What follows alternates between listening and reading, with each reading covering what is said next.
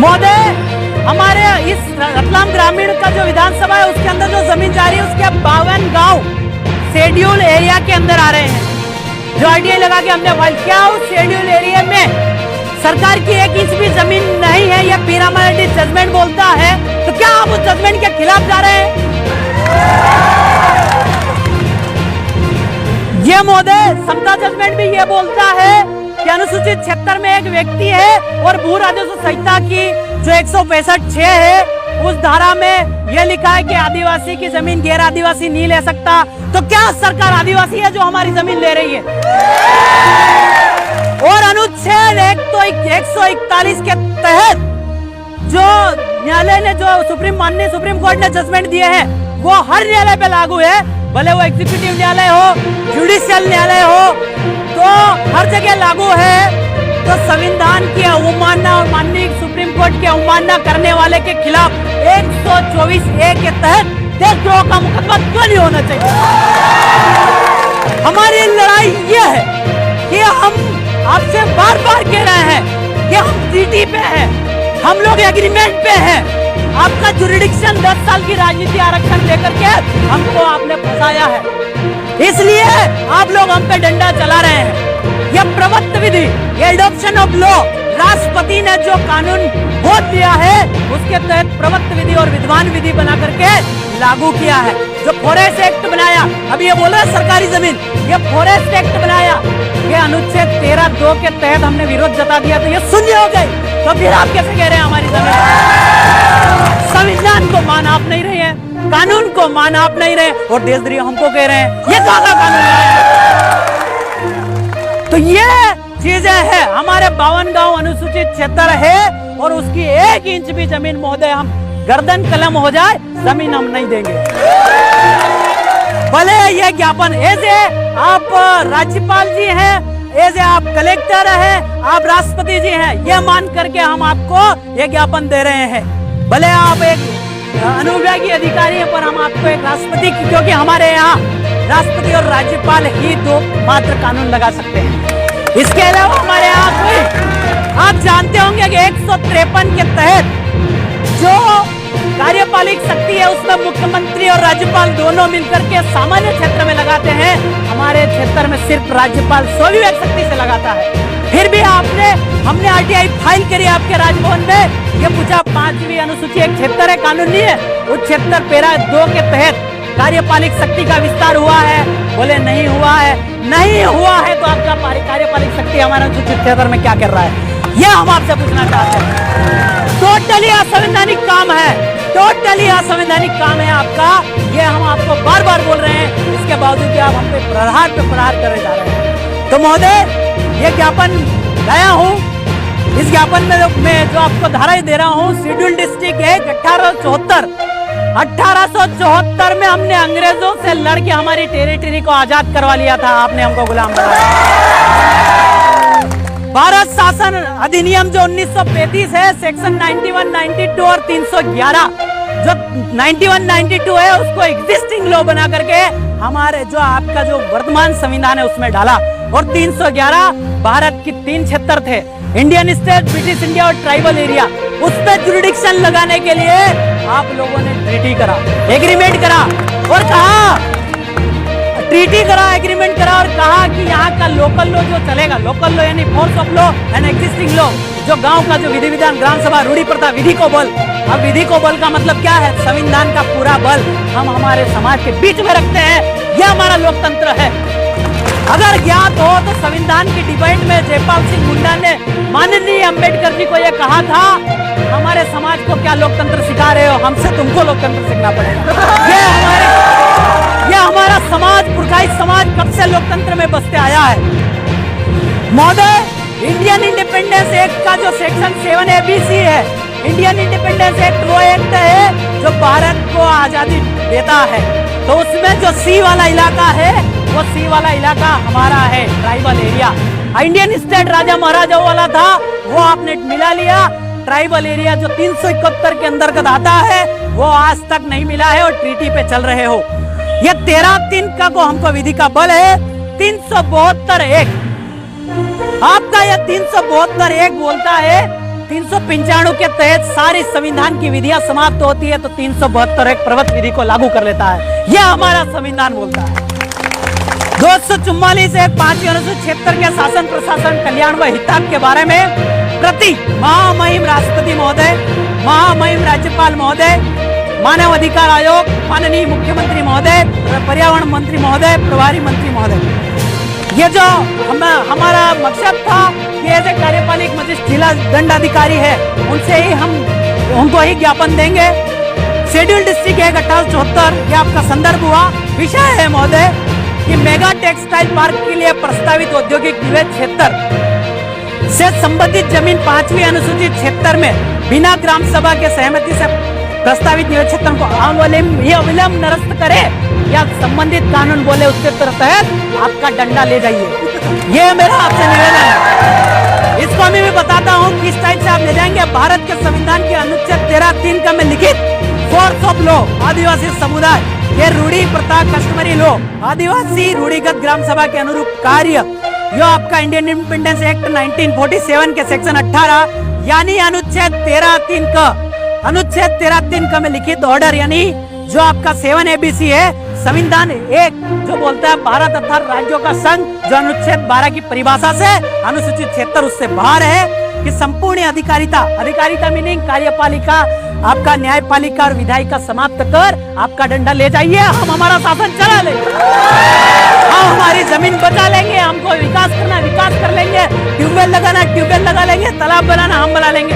तुमको कोई अधिकृत नहीं है यार, क्योंकि आप लोग हमारे जो बक्सवा क्षेत्र है उसकी भी जमीन आप लोगों ने छीनी, अब बस्तर है वहाँ की भी जमीन छीन रहे हैं आप, वो भी हमारा ही खून है। महोदय सविनय निवेदन है कि आपके कार्य क्षेत्र अनुसूचित 76 अंतर्गत जो भारतीय संविधान के 5वीं अनुसूची 244 76 के अंतर्गत आता है, इसमें महोदय मैं आपको बता दूं कि ब्रिटिश सरकार भी हम पे डंडा नहीं चला पाई थी और आप हमारे खिलाफ डंडा लेके आ गए। ये गलत है महोदय। तो 1874 लागू कर स्थानीय कानूनों को यथावत रखा गया। तत्पश्चात इन्हीं जनजातीय क्षेत्रों को भारत शासन अधिनियम 1935 में भाग 91, 92 तथा 311 के तहत विशेष संरक्षण प्रदान किया गया। ब्रिटिश सरकार ने देश छोड़ने के पूर्व उक्त जनजातीय क्षेत्रों की पारंपरिक संपूर्ण कार्यपालिका विधायिका और न्याय व्यवस्था को भारतीय स्वतंत्र अधिनियम 1947 के भाग 7 ABC में करार संधि के साथ भारतीय संविधान के अनुच्छेद 13(3) का एवं 372 में विशेष रूप से विधि का बल दिया है। यानी कि संविधान हमारे क्षेत्र में हम संविधान भी चला सकते हैं जिसको रूढ़ी प्रथा और ग्राम सभा बोलते हैं। भारतीय संविधान के लागू होने के पूर्व तक ब्रिटिश शासन काल में देश के तमाम जनजातीय क्षेत्रों में भारतीय दंड संहिता IPC 1860 जो 1860 का धारा 5 है वो भी ये बोलता है कि IPC का डंडा प्रवृत्त विधि और एग्जिस्टिंग विधि के खिलाफ ली जा सकता है। फिर भी आप हमारे ऊपर लगा रहे हैं, गलत है महोदय। ये आपका जो IPC लगने के बाद में CRPC के तहत जो काम होता है 1898 का बना हुआ कानून अभी तक चल रहा है, वही एग्जिस्टिंग लॉ है और एग्जिस्टिंग लॉ को यहाँ पे परिभाषित 366(10) में करा गया है।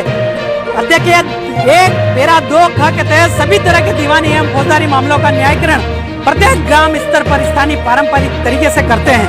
पिछले कुछ महीनों से लगातार भारत के आदिवासी समुदाय द्वारा भेजे जा रहे ज्ञापन द्वारा यह बात उठाई गई कि आपकी वैलिडिटी 76 पे से समाप्त हो गई है, फिर भी आप हमारे क्षेत्र में 8 लेन फलाना लेन ढिमका लेन लेके आ रहे हैं, ये गलत है।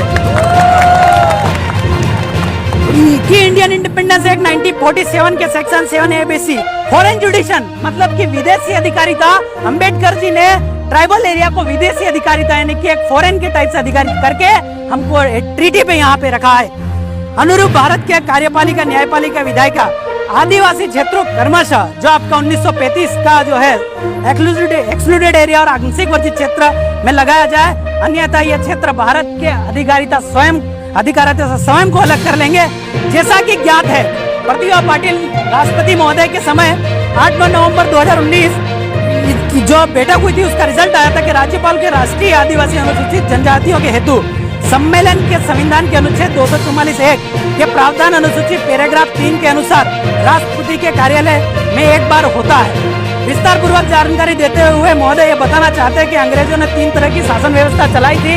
और प्रतिभा पाटिल जी के सामने 26 राज्य के राज्यपाल ने ये कहा था कि अनुसूचित जनजाति पे किसी तरह का कोई 1950 का जो डंडा है वो नहीं चलता है। तो फिर भी आप हम पे लगा रहे हैं, ये कैसे लगा रहे हैं? ये टोटली अनकॉन्स्टिट्यूशनल और असंवैधानिक है।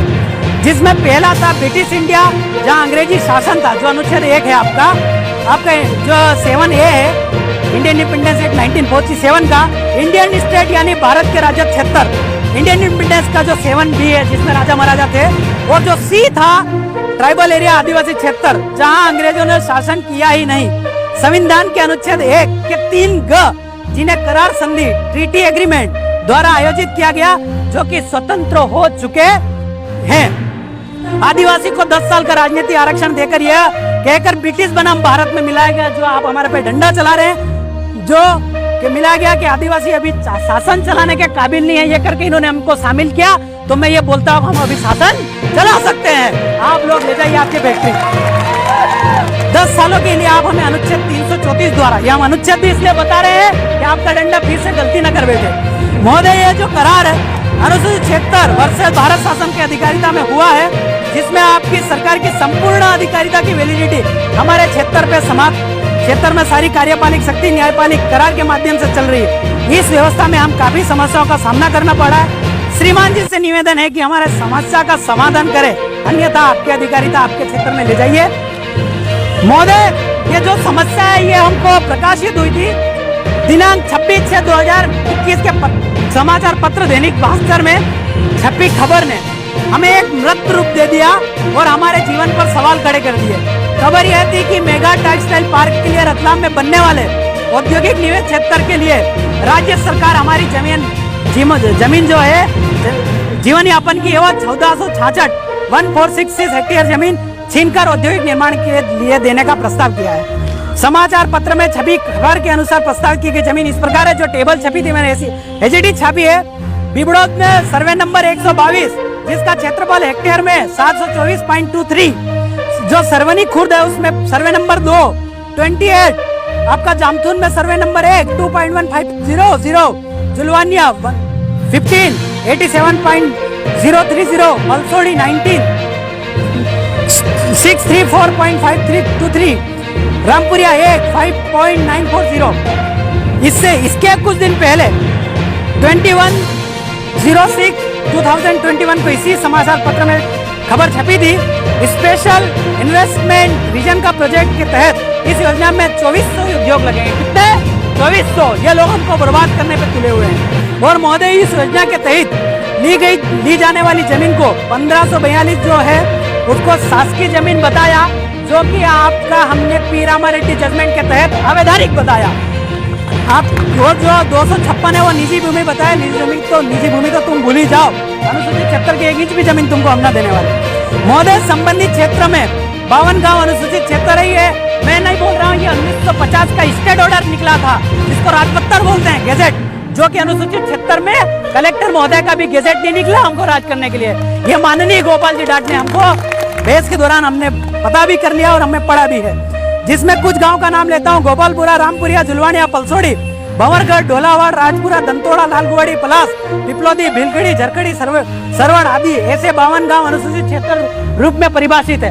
मैं आपसे महोदय कहना चाहता हूँ कि ये तहसील बांटना और खेल बंद करिए। हमारा क्षेत्र सेलाना में लगता, पिपलोदा सेलाना में लगता था, आपने ये खेल करके हमारा क्षेत्र अनुसूचित क्षेत्र में नहीं है ऐसा दिखा रहे हैं। ये भी असंवैधानिक है। ये उच्चतम न्यायालय का फैसला आया है विधाता के अनुसार, न लोकसभा न विधानसभा सबसे ऊंची, तो ग्राम सभा के खिलाफ ये जा रहे हैं, अर्थात ये देशद्रोही है। उच्चतम न्यायालय का फैसला पीरामा रेड्डी बनाम 1988, अनुसूचित क्षेत्र में केंद्र और राज्य सरकार की 1 इंच भी जमीन नहीं है, फिर क्यों मांग रहे हैं आप? वो जमीन ग्राम सभा की है।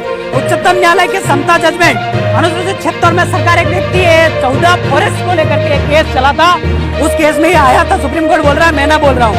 उच्चतम न्यायालय का फैसला बनाम महाराष्ट्र 5 जनवरी 2011, इस देश का 8% इस देश का मालिक है। बाकी उच्चतम न्यायालय का जो केरल बनाम फैसला आया, जिसका जमीन उसका खनिज, तो फिर आप बार बार क्यों कह रहे हैं हमारा? अनुच्छेद 141 के तहत जो सुप्रीम कोर्ट के जजमेंट को नहीं मानता वह कौन होता है? 124 लगना चाहिए, नहीं लगना चाहिए? महोदय, उपयुक्त जजमेंट को देखकर वह समता जजमेंट के अनुसार अनुसूचित क्षेत्र में सरकार एक व्यक्ति के समान है, बराबर। भू राजस्व संहिता की धारा 165 है, यह आपकी वहाँ कार्यालय में बुक है, उसमें लिखित में है। आदिम जनजाति एब्रोजिनल, उस बुक में मूल निवासी भी लिखा हुआ है, ये लोग कानून में छिपा रहे हैं। एब्रोजिनल पीपल की जमीन गैर आदिवासी जनजाति को ट्रांसफर नहीं होती, तो क्या आपकी सरकार आदिवासी है जो जमीन ले रही है? ये गलत कर रहा है। अगर फिर भी इस प्रकार का रूपांतरण करने की प्लानिंग कर रहे हो ना, ये प्रक्रिया अवैधानिक है, और अगर ये अवैधानिक प्रक्रिया करते हैं तो आप देशद्रोही होंगे। जो आपका एसडीओ के जमशेदपुर में इस टाइप से ग्राम सभा के खिलाफ कहे थे, माननीय कोर्ट ने उनको देशद्रोही का संज्ञान दिया था और 6 महीने जेल भी दे करके आए हैं। उच्चतम न्यायालय का फैसला 13 रेड्डी बनाम 1988 बोलता है कि अनुसूचित क्षेत्र में केंद्र और राज्य सरकार की 1 इंच भी जमीन नहीं है, तो इस क्षेत्र में सरकार की जमीन कहाँ से है और उसका बाप कौन है? ये जरा हमको सरकार का बाप बता दीजिए। ये इसका माननीय राज्यपाल का, अगर ऐसा कोई कानून लाए हैं तो राज्यपाल जी का गेजेट दिखा दीजिए, जिसको भारत राज्यपाल का संविधान आदेश से बड़ा कोई आदेश नहीं है, वो बता दीजिए, तो हम आपको माने। उच्चतम न्यायालय का फैसला विधाता के अनुसार न लोकसभा न विधानसभा, सबसे उच्च ग्राम सभा, तो ये जमीन हमारे ग्राम सभा की है, आपकी सरकार की नहीं है। अतः हमारी ग्राम सभा को अनुच्छेद 13(3) का से विधि का बल प्राप्त है। अगर हमारी ग्राम सभा का विधि यानी क्या? न्यायपालिक, कार्यपालिक व्यवस्थिका का बल।